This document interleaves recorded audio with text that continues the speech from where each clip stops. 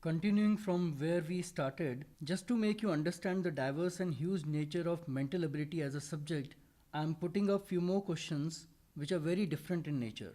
For example, the question written in front of you is of a number series. The numbers are increasing in a certain pattern. We just need to tell what will come in the place of fill in the blank.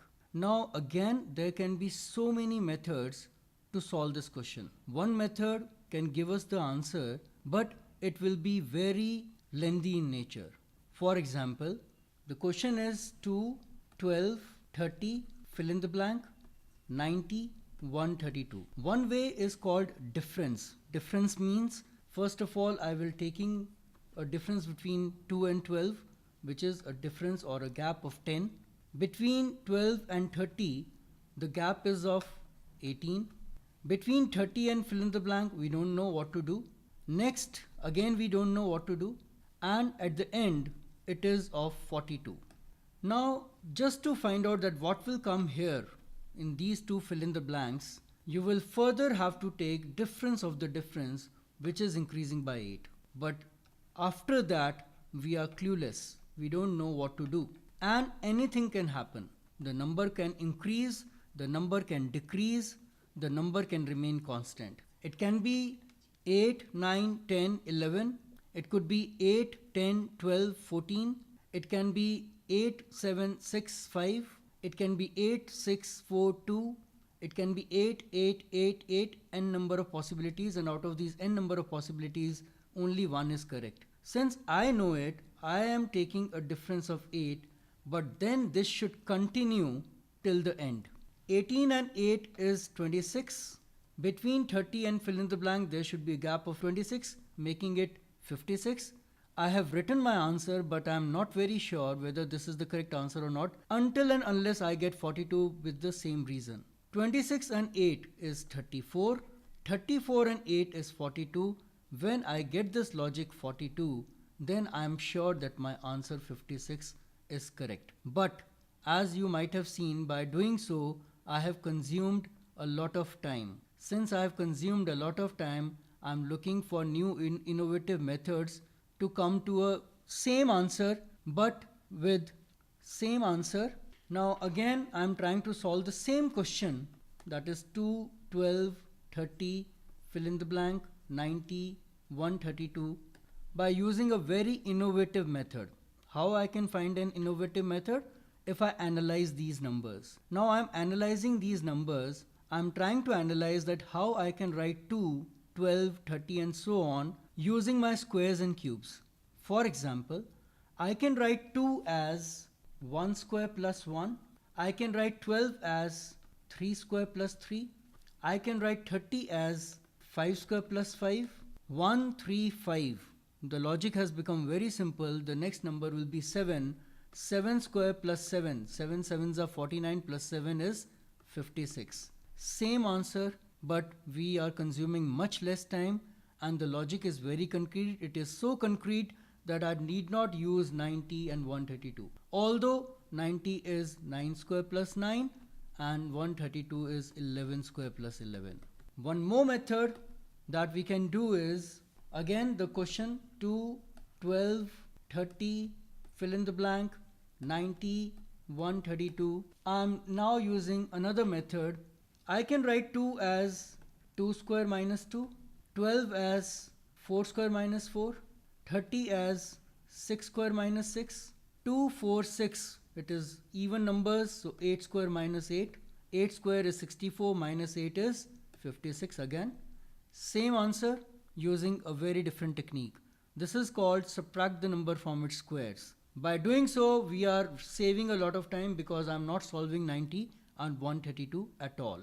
But let us suppose the same question was given to a student of 5th standard or 6th standard, those who don't know what are squares and cubes. For them, this could become tricky because they don't understand squares and cubes. Let us suppose the same question was given to them, 2, 12, 30, fill in the blank, 90 and 132. Squares and cubes are not known to them, and yet we need to explain to them that we need to answer this question in a matter of seconds, then analyze again. If we analyze, we can find out another method. that is on multiplication. I can write 2 as 1 into 2, 12 as 3 into 4, 30 as 5 into 6, 1, 2, 3, 4, 5, 6. So the next number will be 7 into 8. 7 into 8 is again 56, the same answer. What I'm trying to tell you is a very simple question of number series. There is a method which is very time consuming, the first method that I told you, but the second and third were based on squares and cubes.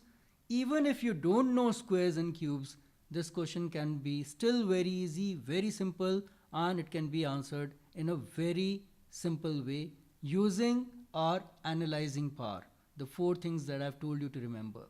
Now, shifting to another thing, that is yet another question of a very diverse nature. The question is of odd man out. Odd man out, I will again explain what does odd man out actually mean. Odd man out is, we have been given 5 things. Out of these 5 things, 4 are alike and 1 is different. The one which is different is your answer. For example, I'm giving you 5 words: calm, should, could, gold, and half. Out of these 5 words, 4 words are alike in some way and 1 is a different. The one which is a different is your answer. Now, please, we should keep in mind few things. Don't go by the number of letters that are written. Don't go by vowels, because these are concrete words. Since these are concrete words, we have to use something very logical. Don't also go by the things that in these two, the O and U is there, even in this O is there, and therefore deliberately I have taken few words which doesn't have O, they have A, and there are deliberately few words which doesn't have A, they have O. So don't use them. The logic should be very concrete. Now I have given this question for a very concrete purpose. The purpose is that many will give correct answer using wrong reasons. For example, if somebody is thinking on these lines that gold is a metal and the rest are not metal, and they give gold as the answer, for me, I'll say your reason is wrong, although gold happens to be the correct answer. But just to make them understand, what I'll do is I'll erase gold and I'll write cold, and then the student becomes, the confusion level of the student is increasing now, because now cold is not a metal. And then I'll start giving them clues as well, that gold is the correct answer now. Now what can be the correct reason?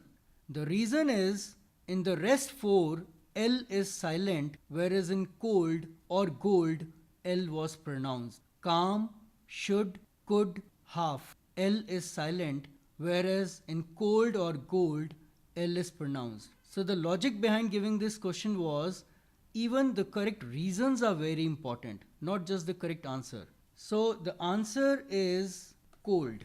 D option was the answer. But the reason was not that it is a metal, or as gold was written, that gold is a metal. That was not the reason. The reason was the pronunciation. That was very important. Sometimes the question is put up in such a way that it appears to be very difficult in nature, but actually it is very easy. All we need to do is concentrate at right areas. For example, the question is, suppose you are the captain of the ship. The length of the ship is 40 meters, the height is 10 meters, and the width is 20 meters. The ship is traveling from west to east, whereas the wind is blowing from north to south. What is the age of the captain? Now, many students will get confused that what the age of the captain has to do with the length, width, or height of a ship, or which direction the ship is blowing or the wind is blowing. Now, if you concentrate on this question, the question in itself is the answer. The question says, suppose you were made the captain of the ship, and then the question was, what is the age of the captain? The captain is you. Actually, your age is the answer.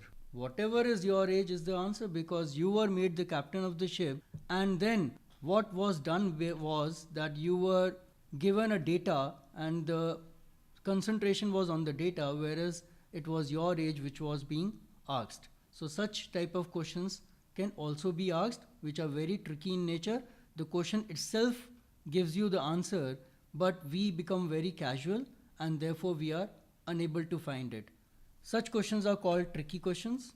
My next question is, how many squares are there in this figure? Now many students, if they are casual, they will see that this is a 4 by 4 box. So 4 into 4, 16. They'll try to give the answer, which is wrong. 16 is not the correct option.